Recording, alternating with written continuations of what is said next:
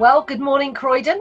Welcome back to our Croydon Business webinar. It's a lovely sunny day out there, and this morning we're going to be talking about how all of us in business how we have coped with the last few months, but more importantly, looking ahead to how Croydon and our businesses are going to be coping with the next few months and maybe even beyond that.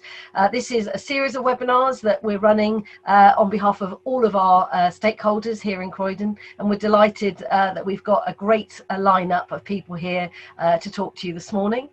As always, I want to remind you all that this is a webinar that we'd like to encourage you to talk to us rather than us just talking to you. We do want to hear from you, and it's a really important part of why we bring these people together. It gives them an opportunity to hear from you, to actually have first-hand evidence of how your business is coping or not coping, or concerns that you might have.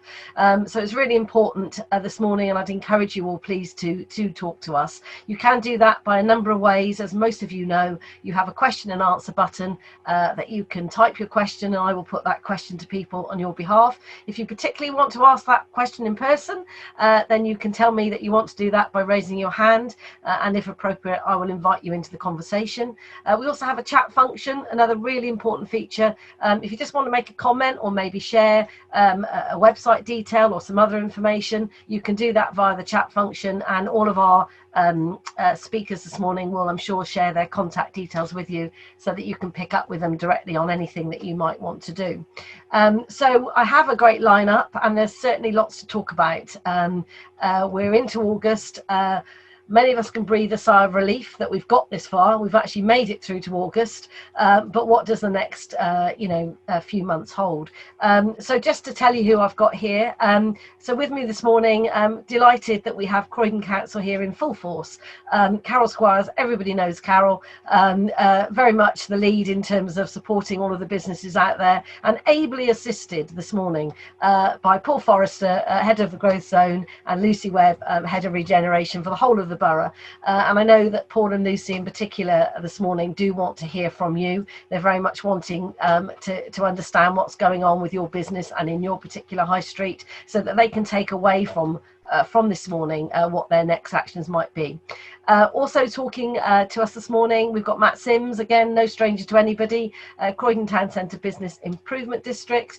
Bids are playing a key role throughout this whole scenario, and I know Croydon Bid in particular has done a sterling job in conjunction with the council of making our streets and pavements look brighter and feel safer. But how is that impacted on footfall? What are the challenges that businesses are facing? We are hearing all the time about businesses going into administration.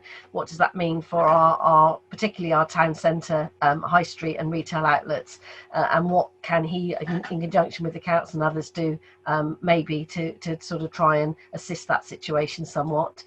Also with us this morning, Fintan O'Toole from the HR department. We have got through the last 5 months, some of us, but we know that the next 5 months and beyond are going to probably be equally as challenging, and there's a number of things as businesses we need to be doing right now to ensure that we're in the right place to cope with all of the HR around unfurloughing staff, taking them out of furlough, what that means to our business. And that ties really nicely into, or not nicely maybe, into financial cash flow scenarios. Really important that as businesses we're all focused on, not the now, but maybe what the future is. What's the next 6 to 18 months looking like, and how can we ensure that the hard work that we've all put in for the last 5 months isn't wasted, and we can still be here throughout the next challenging time. And then last but by no means least, delighted that John McLean, head of apprenticeships at Croydon College, is joining us. What we know as businesses is that we have a need to rethink who our business is, what we do, how we pivot, what we need, and that may well mean that we need to relook at our staff in terms of the skill set that we currently have. Is there opportunities to upskill our existing staff? Could we move them into apprenticeships? And more importantly, or as importantly, we do know that there's going to be a number of people, a huge number of people out there that are going to be in the unfortunate position of needing to find a new job. And I'm delighted that John will be able to talk to us a little bit more about how our local college, Croydon College, can assist with that, because there are many opportunities for people to retrain, upskill, and now would be a good time to be thinking about that as an option. So to get us all kicked off this morning, I'm going to invite Carol to start off with, I think, a really important message, which we all want to hear. So hello, Carol, and your message this morning is, oh, and you need to be not on mute first. That would help, wouldn't it? So I've got some money. I've got some money and I really want to spend it. £1.5 million specifically for Croydon businesses. It's part of the discretionary grant fund. It's been expanded, so we're now in phase 2, which means that businesses who have a rateable value of over £51,000, who might not have been able to access it before, can now access it. That doesn't exclude the other businesses who are in shared working spaces or have a fixed property cost. They can still apply, and we'd be delighted to help them with their application. I have a team that will help them with evidence and help them with their application. What we don't want, there is a limited time on this, guys, so what we don't want is any of this money going back to government. We want to spend it all, and we want to spend it all on our businesses here in Croydon. So my urgent call out to everyone is if you haven't already had a grant through the small business grant, then please contact my team or look on the website, and I'll put the details in the chat so you can all see it, and we will help you with your application. We desperately want this money to go to you. Can I check then? You've already given out some of that money? Yeah, we've given out about £1.3 million already. Mm-hmm. But again, time is of the essence. So the issue, I think, is £1.5 million sounds like a lot of money, but it's not really. We know that cash is king at the moment for our businesses, and we want to make sure that we get it to them as quickly as possible. It's a priority focus for us. So our whole team, the whole economic development team, is basically there ready to help you. But from the time that you apply to the time you get it is around about 10 days at the moment. So, it's a fairly quick and simple process. There is some discussion around evidence, but we can help you with that. So we do ask for bank account details. We do ask so you do have to have a reduction in your profit of 20%. So if you have not had that, you wouldn't be able to apply for this fund. Right. But I think in this environment, that's pretty easy to prove at the moment, and we are here to help you do that. So it could be through cancellation of orders, it could be a profit and loss share, it could be whatever. We're here to make sure that we help you through that. So don't be put off by the fact you have to submit evidence. We've got a whole team here waiting, ready to help you. So that is my big message today. And in addition, I know that the LEAP, the London Growth Hub, Mayor of London has announced some additional funding, or the government, or there's another fund basically which has just been announced. Yeah, the government have announced £20 million worth of new funding that's going to come down to help small businesses recover from the effects of the coronavirus. So at the moment, we're just awaiting government guidance, but basically what they have said is they're going to distribute it through the growth hubs. So our growth hub is the London Growth Hub. So it will come through the local enterprise partnerships, really. And it is really for grants between £1,000 and £5,000 to help them access new technology, equipment, could be professional services, so things like legal, financial. So it could help you look at your cash flow forecasts with people like the wonderful Jackie, who's here with us today.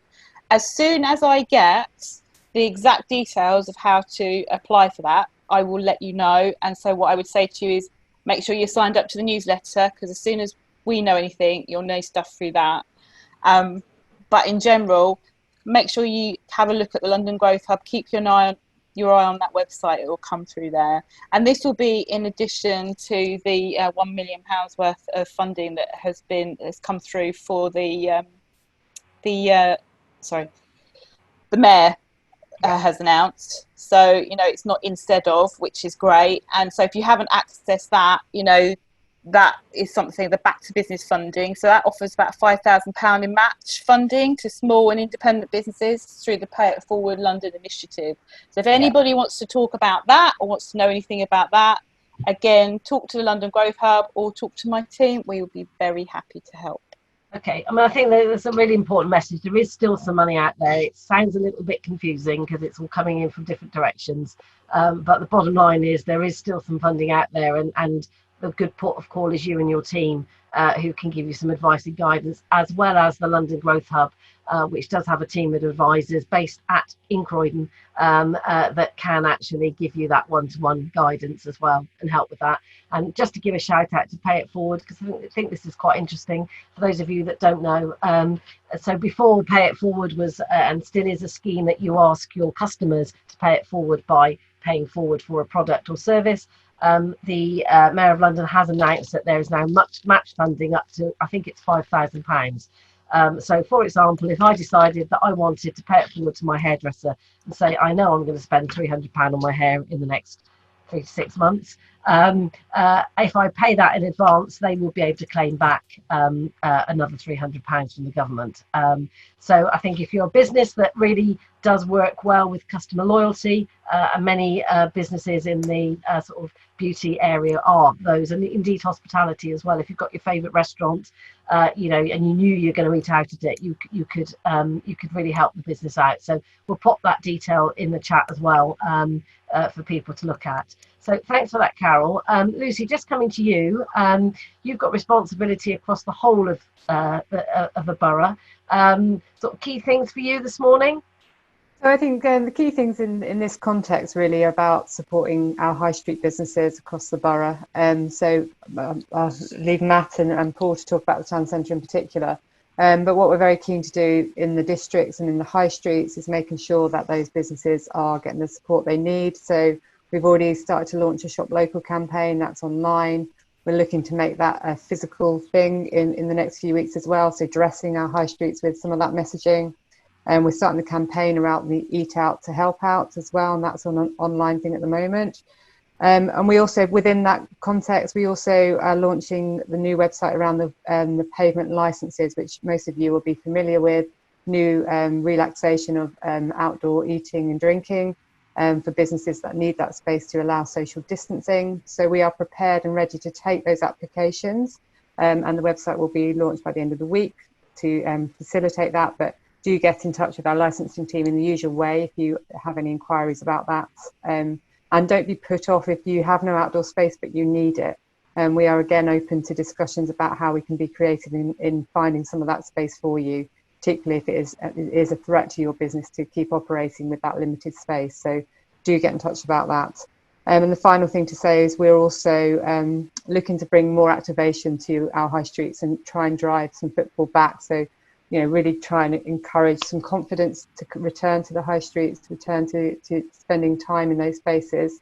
So looking at small scale things we can do around culture and arts and music, and anything we can do within that existing space in a safe way that really starts to bring some vibrancy back to our high streets and town centre and move the messaging on. I think people are ready for that. All within the context of managing the potential for future lockdowns and making sure we've got those measures in place as well. So a very cautious but steady move forward is the priority for us at the moment, and helping those high streets to feel safe and vibrant again.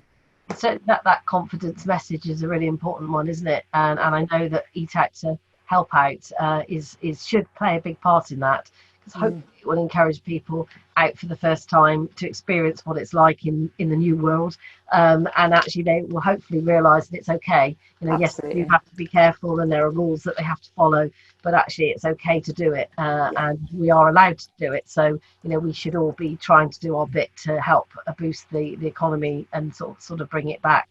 Just on those pavement licensing, I think I'm right in saying that they've been reduced to a flat £100 fee. That's right. Yes. Yeah. So we used to administer temporary licenses for 104, so we weren't ever that far off. But now it's £100 flat fee, and it is fast tracked as well. So you can really get those licenses moving forward very quickly. Our licensing team are already supporting that prior to this happening and getting some of those temporary licenses out.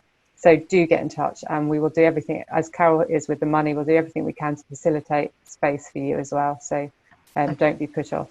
So just in terms of who people should get in touch with, is the message to go everything through Paul Carroll, or is there a separate email address that people should be doing for licensing? There's a separate one which I will get and paste in the chat, if that's okay, to make yeah, sure it's absolutely accurate. Yeah, that would be really helpful. Thank you. Thanks for that, Lucy. So again, just to tell anybody that's remind people that are listening, Lucy very much wants to hear any thoughts people have got about, you know, what is working, what isn't working.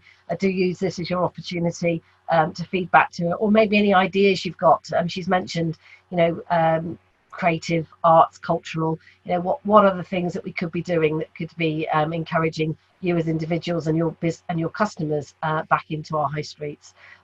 Paul, coming over to you, you're in charge specifically for the growth zones, we call it, so the central Croydon area, and I know you've been doing an awful lot. Tell us a little bit about an update from you. Yeah, so we're currently looking at and reviewing the social distance measures that we have put in place. If anyone out there feels that any of these measures are not working or could work better, please do get in touch with me. And we might look at changing the interventions that are out there or adding more interventions, especially around traffic movement, pedestrian movement. We've also, as Matt will come to later, there's more colourful kind of key messages out there as part of our comms strategy rollouts in partnership with the bids.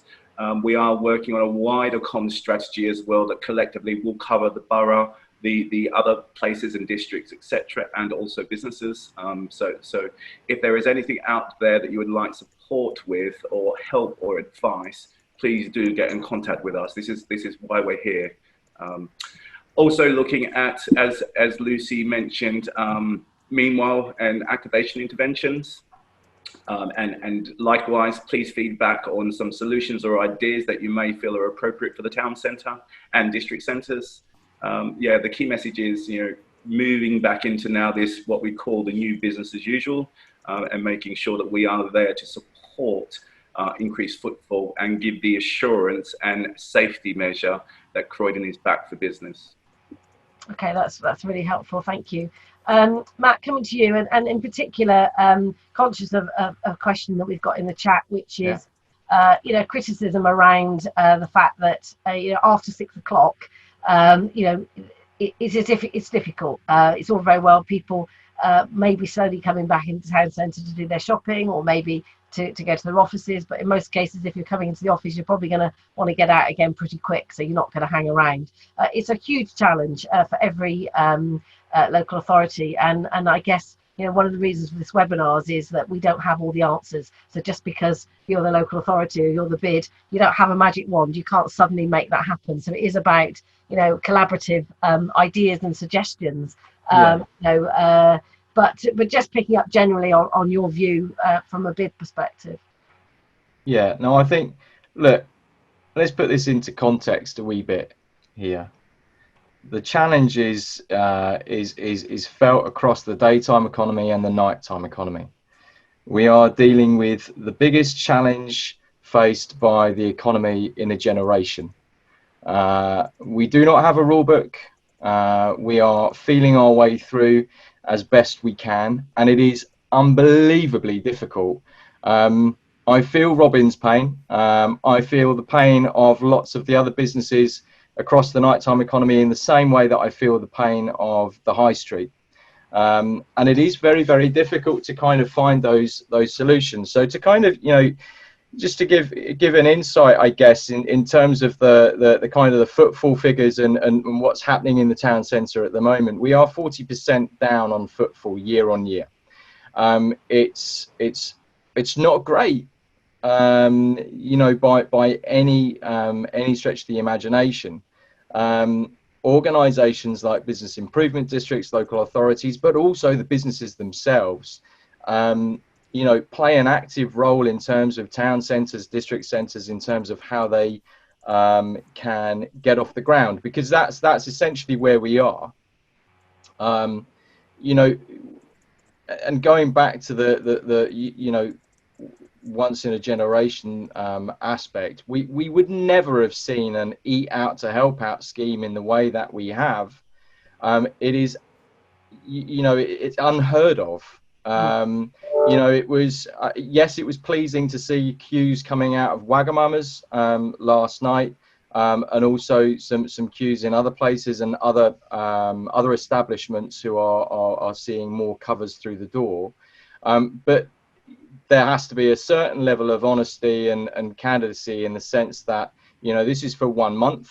You know, businesses have got to survive, not just through August, but through the rest of the year and beyond.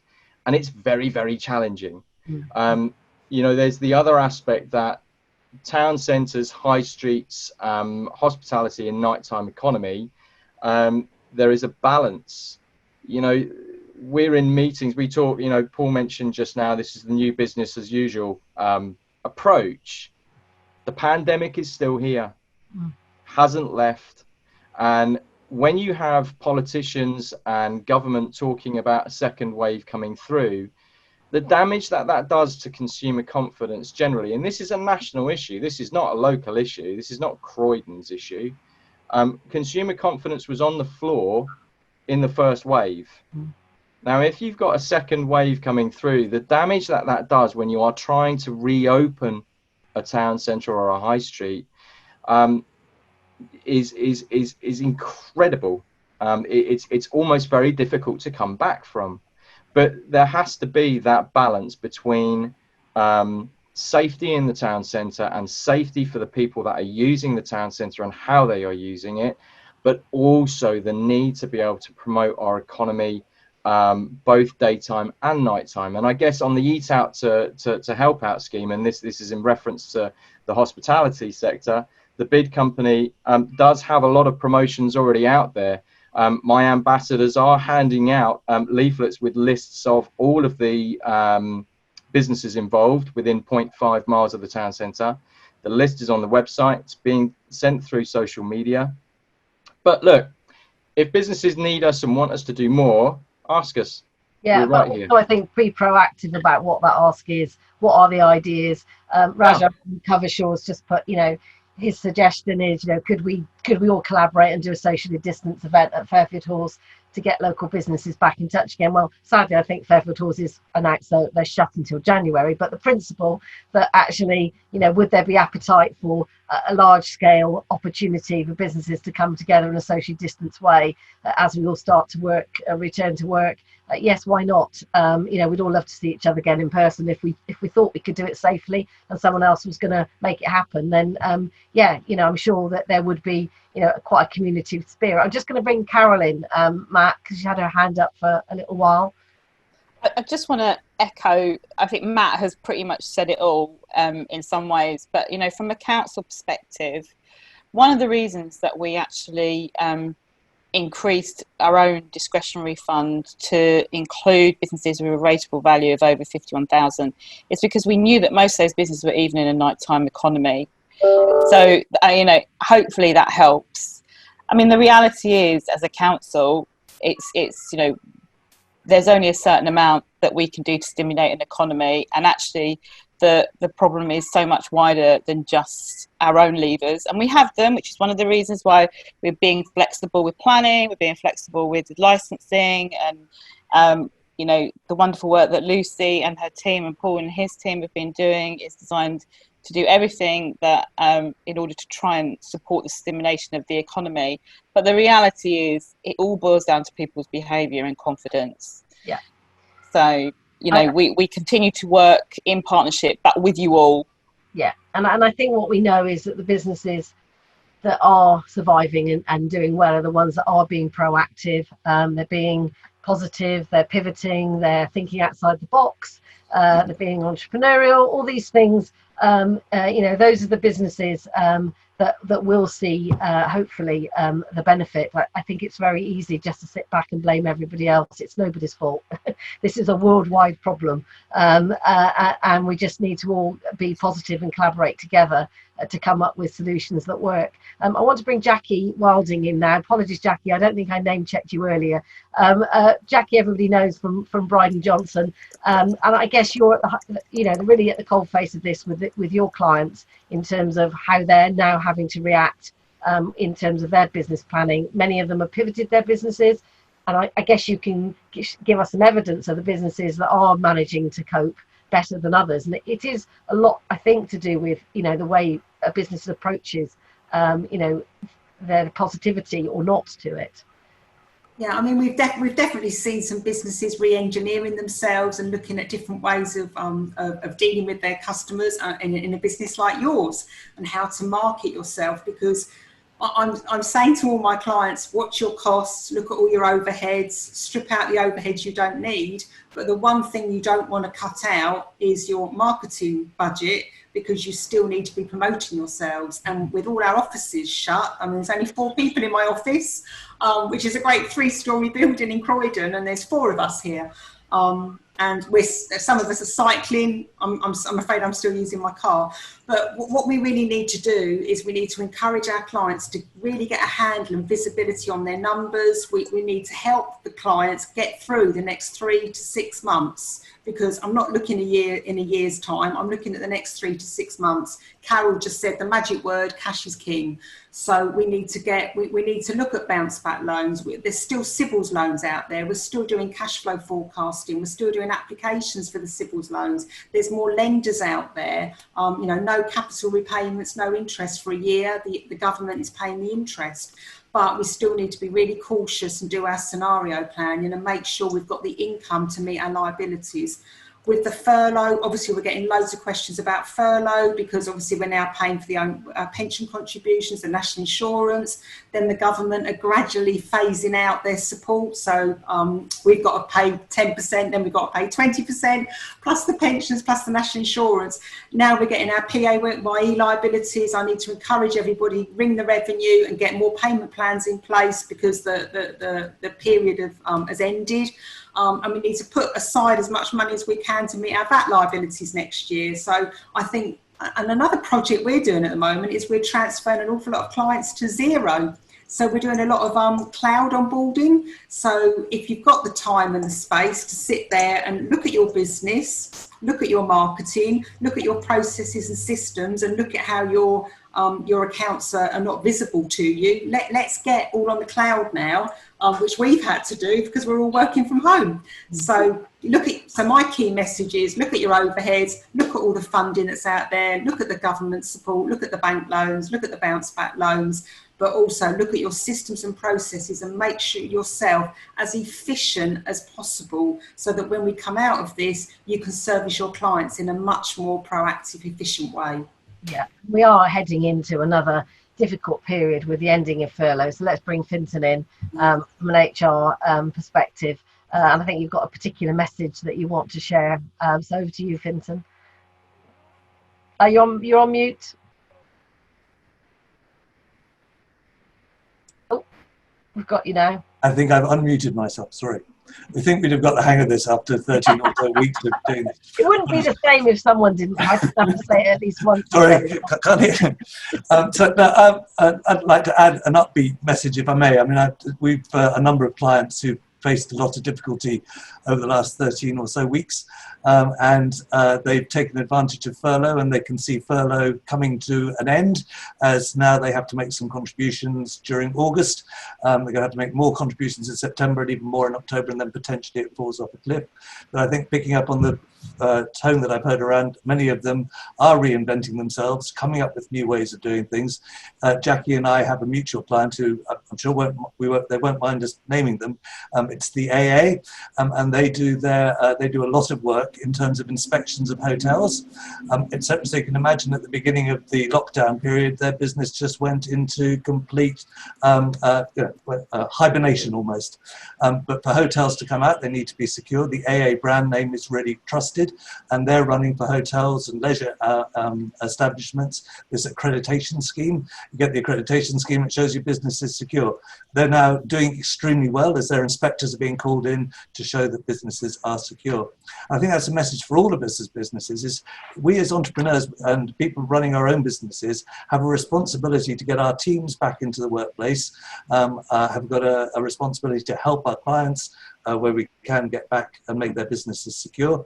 And it's not that difficult to make your workplace secure. There are steps that can be taken. They're not necessarily particularly onerous. You just need to be careful. You need to do a risk assessment. And there's plenty of government guidance out there to get your business secure, to make your business feel safe, and to get your employees back in through the door and out into the high street at lunchtime spending money. And in the evening economy, having a good drink after work. to remember those.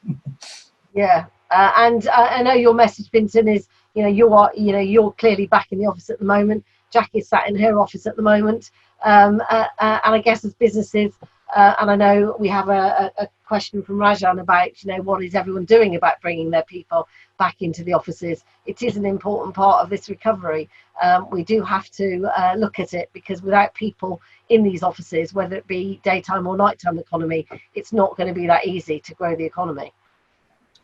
I'll send a link through. I mean, there are 5 simple steps which the government has put on its website. It's that blue poster that we're beginning to see everywhere as to how to make your business secure. Let me put a link in through the chat scheme here somewhere, and then people can just follow those easy steps. It's not complicated, and it's good for business for us all to get going again.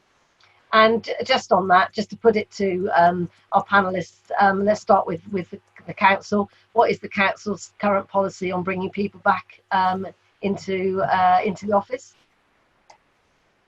Carol? Do you want me to start? Shall I do that one, Paul? So we are we're a large employer with a lot of employees. Yep. The council policy is to bring them back safely. So at the moment, and my colleagues in facilities, and Paul has been very helpful in this, I've done a lot of work to make sure that the building is safe, secure and socially distanced. But of course, it's very difficult to squeeze 3,000 people into a building when you've got to be at the very least sort of 2 to 1 metre away from each other. So it will be a phased approach. Some of our colleagues are already back. I mean, we've been in emergency response. None of the council has shut down. We've been on full emergency go, and we still continue to do that. For me, so I saw Paul's question in there. For me, I love people. I hate working from home, so I try and get into the office as they will let me, which is at least 1 or 2 days a week at the moment.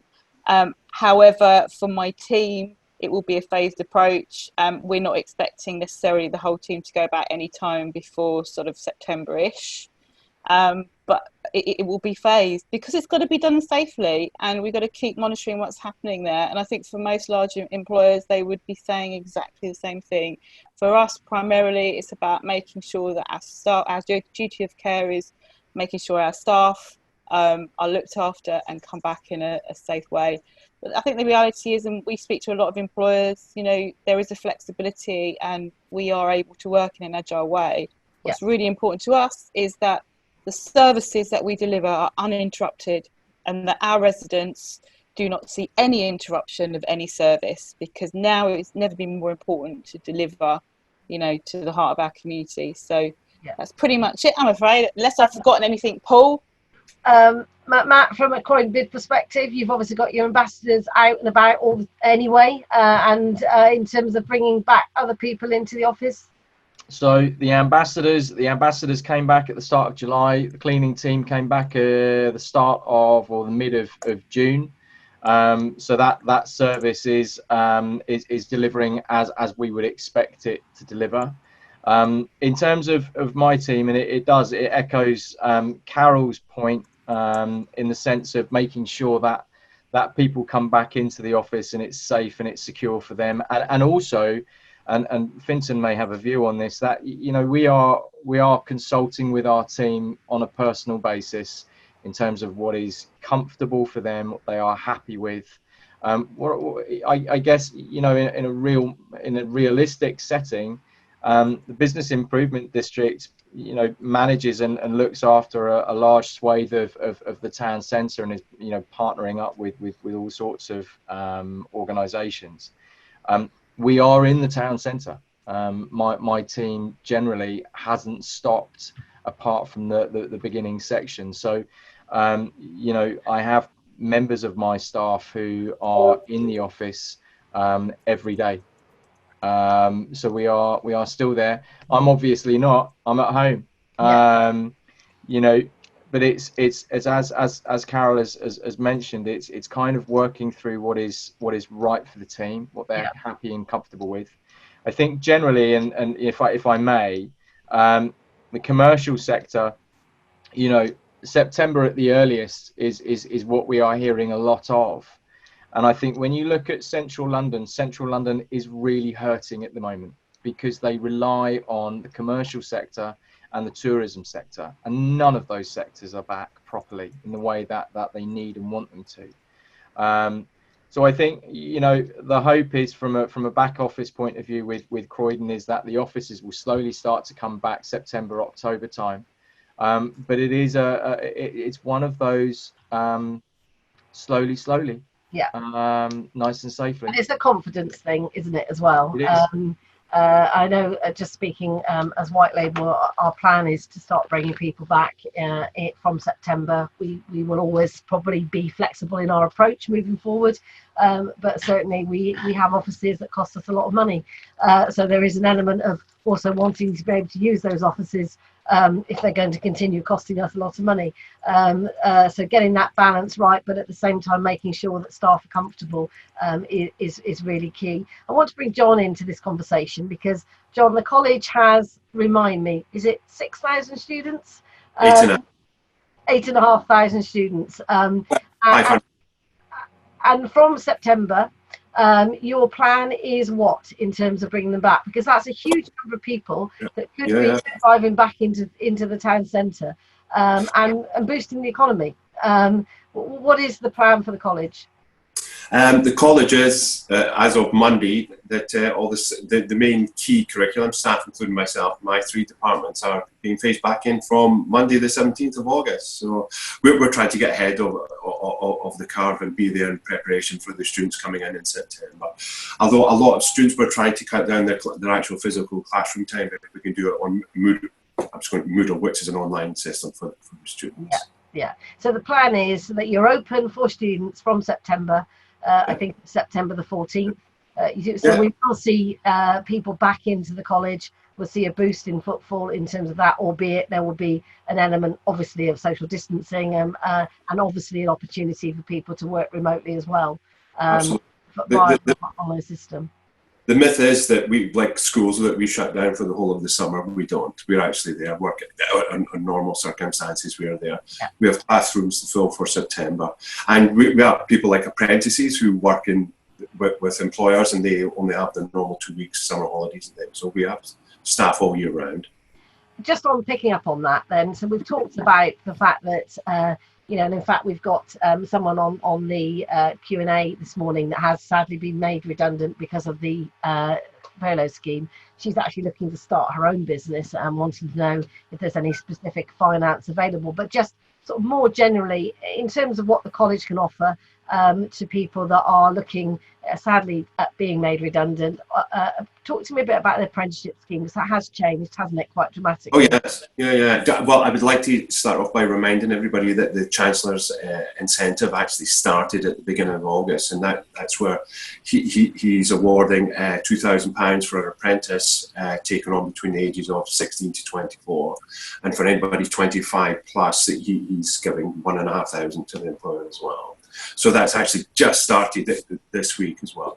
So the one myth that we've discussed on previous webinars, apprenticeships just aren't for 16 to 24-year-olds like they used to be. They're open across the board now from 16 to 64. So if you have been made redundant, please come and talk to us. We have vacancies which are effectively jobs that you're going to learn a new skill in, you know, and have a new qualification. And also, John, just to remind people, if you're an employer, you can put existing staff, you can turn an existing staff member into an apprentice. There's probably some HR things around that we might need to or CIPD, accountancy, we can AET, we can take you from level 2 to level 3 to upskill your staff and give them a bigger breadth. But we're also working with a lot of Croydon organisations, charities, the DWP, the council themselves, in creating opportunities. We've developed an employer-led strategy where we're looking at volume for jobs, and not just in apprenticeships, but if we can provide you with a short course with a minimum requirement that you need to get into that job. If it was working in hospitality and you needed a food hygiene certificate, well, let us run a food hygiene certificate course for you and get that.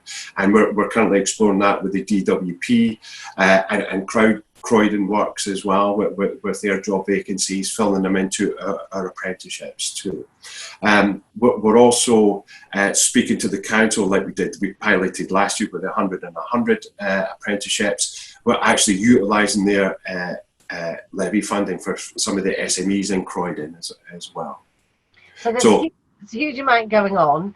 And if you're a business and you've never thought that maybe a college could help you, the message is go and talk to Croydon College.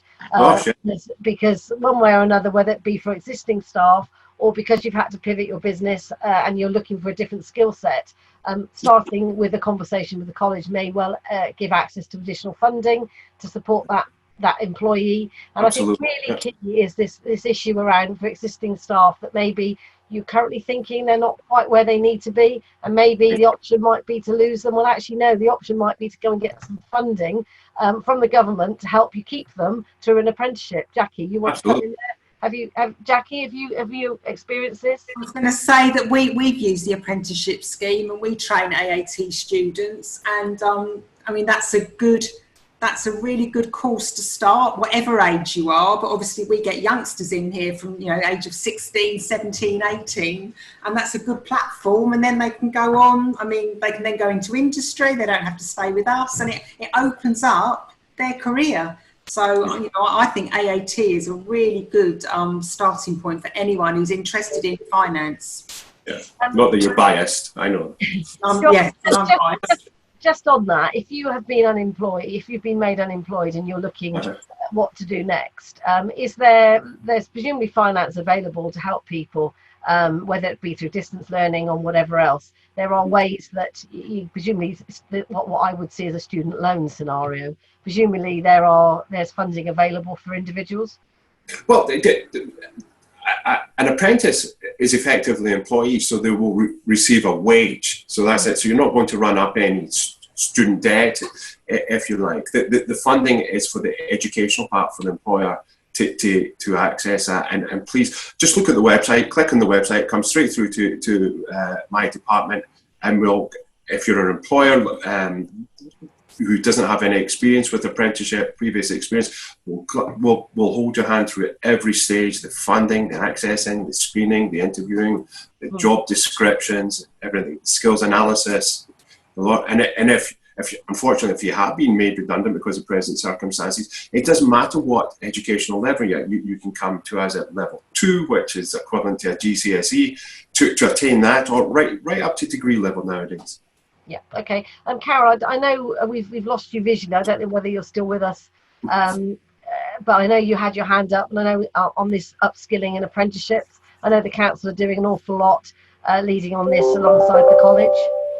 Yeah, I mean, John, I was about to make the point. We've got some levy money we really, really want to spend, and we want to make sure it goes to our businesses in Croydon, specifically small businesses. But John has already mentioned it, so thank you very much, John.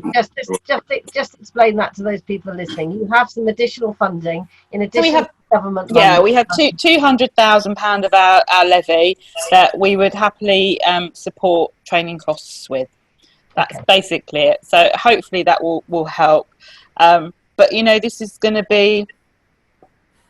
is unprecedented times. There's going to be lots of support needed for our residents, ranging and John and Croydon College and the wonderful work they do. But this is where we really do need to support as people.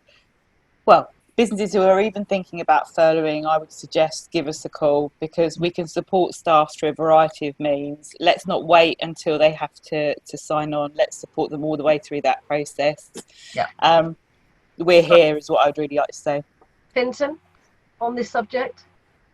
Yes, it's a very brave time to start up a new business. I know Therese is asking specifically about that. Perhaps I could do a shout out. I've just sent a link to Startup Croydon, who are still running our courses for people who are thinking of going along that route. And also, I guess, a shout out for the Croydon Enterprise Loan Fund, which is specifically designed and is still operating to help people who have a good business idea and want to move forward. There is funding available, and we're just about to start the Building Business Horizons course again for those people who've got an early business idea that they'd like to in effect take wings and grow. So I've circulated, I think, if I've got the technology right, the email or the website address. Do get in touch. Okay, that's really great. And I mean, I will also give a shout out to that Startup Croydon course, because it is fantastic and it's been running for many years and it's helped many businesses start out their business. So I think to Teresa, do get in touch, go on, put yourself on that course. You'll get everything you need to know and some great guidance as well from the team there. So I think that's really valuable. I just wanted to just pick up on Rajan's comments. Any plans to run an apprenticeship scheme for the insurance sector? Now, I guess this is exactly the type of input we want. We want to hear from sectors where there might be an opportunity to bring apprentices in. John, how easy is it just to put a new apprenticeship course on? Fairly easy, fairly easy. We just need the employers to do it. I mean, we have something like 1,500 different apprenticeship standards now that we can fit across. So I'm sure there's one for insurance. So if there's a requirement, and if we could maybe get the insurance industry companies together to absolutely, put a program together that might mean that we could suddenly have an apprenticeship that could help to get into the insurance. We've actually trailblazed some of the newer ones in Croydon, believe it or not, for the Pension Protection Fund. There was a pensions apprenticeship, a level 3, which is a A-level type standard, and we've done that. I think we did the first 9 of them last year. Yeah. So I guess if you're an employer or a business, but more importantly, if you're an individual and you're thinking, actually, I think I might like to be retrained in whatever sector, maybe something you've always wanted to do, and you've always wanted to be a carpenter, but you've never had the opportunity because your path hasn't taken you that way. Now might be the chance to think, well, actually, maybe I could retrain and be a carpenter or a plumber or whatever it is you want to be. Absolutely, yes. Yeah, it's possible to do. Carol, you look like you wanted to come in there and add something. No, that's just my face. I'm living on the edge now. Okay, that's really great. Fintan, just coming back to top tips right at the moment for businesses with furlough coming to an end, particularly with their staff. And I know I've said, you can move a staff member from an employee to an apprentice. I know it's been not quite that easy. But it is possible to do it as an alternative to being faced with redundancy, presumably. Yes, I guess that there are staff who are going to go through training programs, and those training programs can be accredited as apprenticeship ones. Apprentices aren't just about 15 and 16-year-olds leaving school. An apprenticeship is available for any age. I guess the government funding is targeted at a specific age group, but the general principle of an apprenticeship now extends to the whole workforce. Learning for life is something I know Croydon College are very keen to push forward.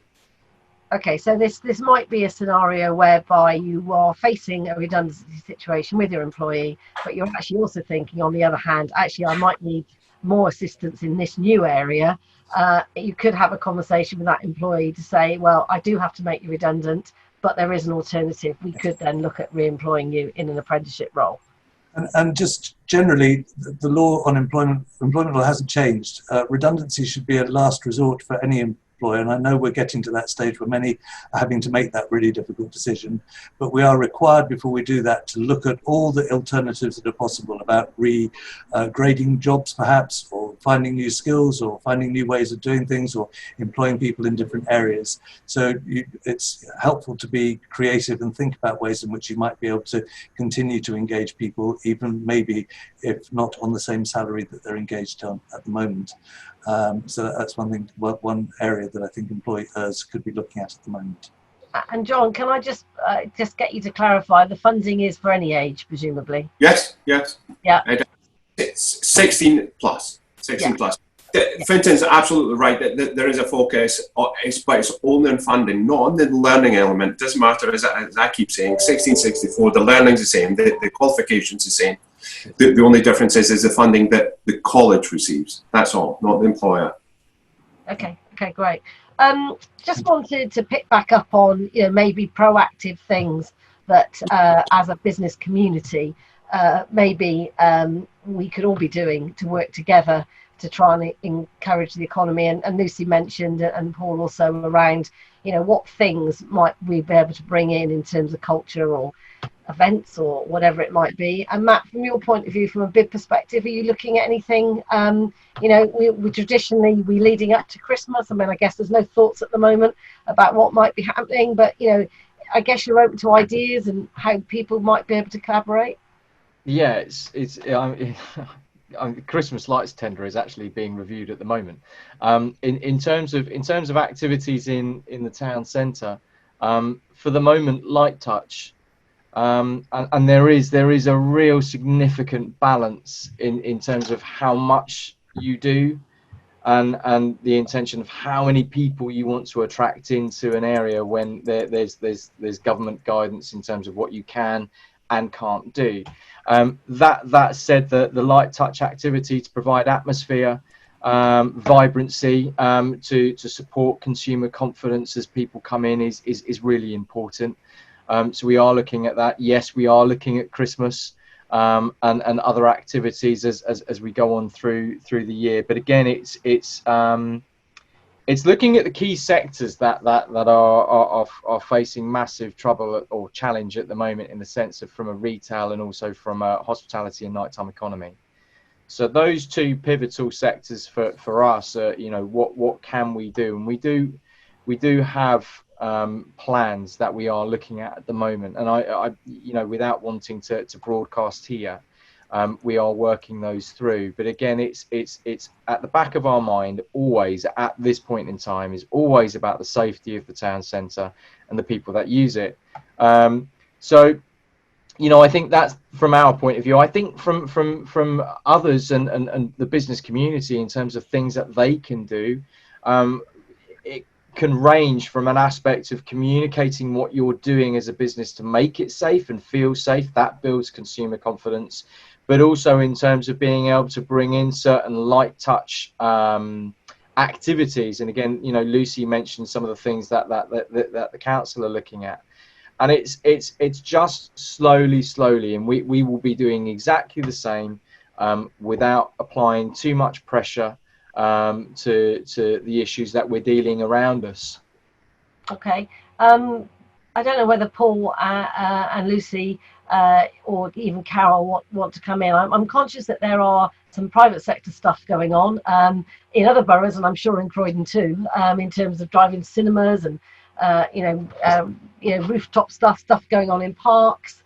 Presumably more of that is going to be welcome, particularly whilst we still have some brightness, summer early nights, and hopefully some sunshine.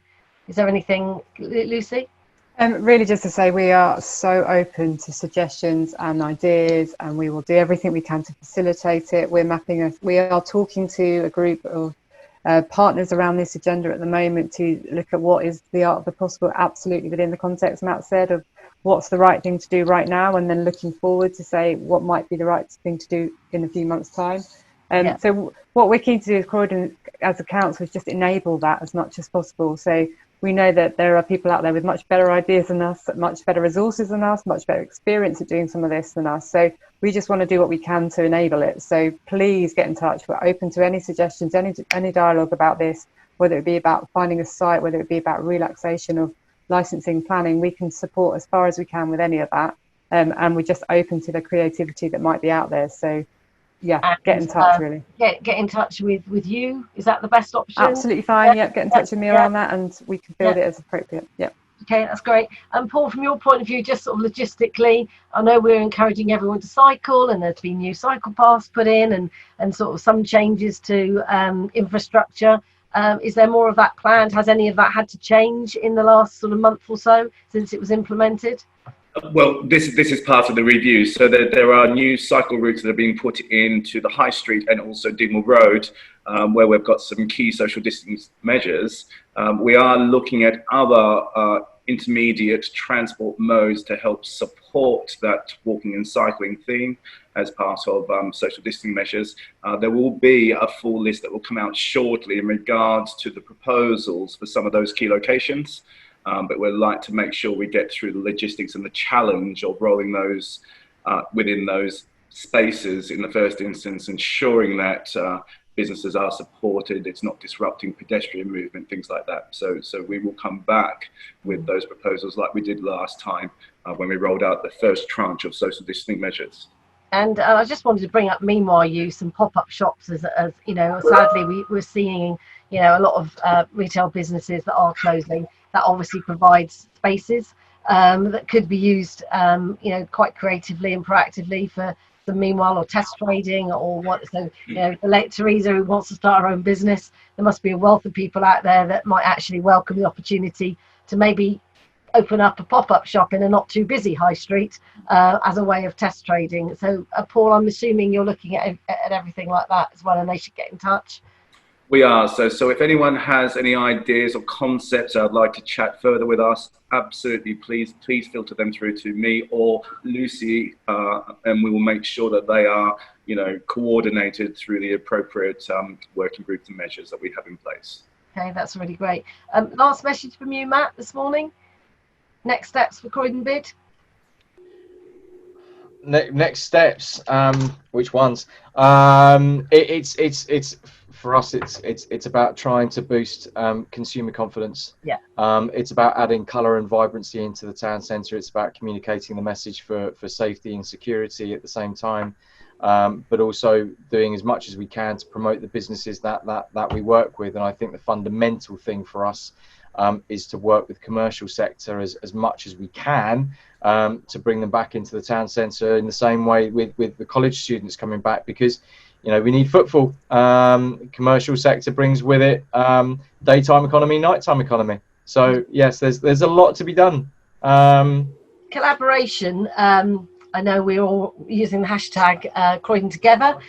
Really important message that we are all in this together. And I guess, you know, an opportunity maybe for anyone that's listening. We do have maybe a couple of thousand, if not more, students about to come back into the high street. Maybe an opportunity to collaborate with the college. Maybe there's some offers that businesses could be giving to those college students that are coming back in to encourage them to go and you know, eat out or buy a coffee or do whatever they used to do. Maybe there's something around that. There's an audience there that we could be working with more closely. So anyone who's interested, I'm sure, you know, do get in touch with John and the college. We can try and sort of make that happen too. I'm going to give the last word to Carol. She started us off. So last word to you, from you, Carol, this morning. These are unprecedented times, and we all know that our businesses are feeling the challenge and rising to it. You know, it's difficult. We are here to support and help, but with this kind of environment also comes opportunity. And what I do know about Croydon businesses is that they are the most entrepreneurial and innovative. So, you know, you're going to hear a lot of doom and gloom, and it is out there. But I am really confident that together, working together, that we can, you know, continue to build on the business base that we have here. Great, thanks for that, Carol. And I think that's a very good message to end on. Hashtag Croydon Together. We are all together here this morning. This video, this webinar will be available online, so you can actually share it with others, share the message, and do, you know, take the call to action to get in touch to talk about how you think we might all be able to work together. We will bring this back again in a month, so we will come back at the beginning of September. This isn't going away. We are all having to work through this changing scenario. So a huge thank you to all of you who are with me this morning supporting this webinar series. A huge thank you to my team at White Label, who are continuing to do this, and they're in the background working hard doing this. So a huge thank you to them, and thank you to everyone who's watching and for your helpful feedback. Please continue to talk to us all, and we'll see you again at the beginning of September. Thanks very much. Bye-bye. Thanks, everyone. Bye.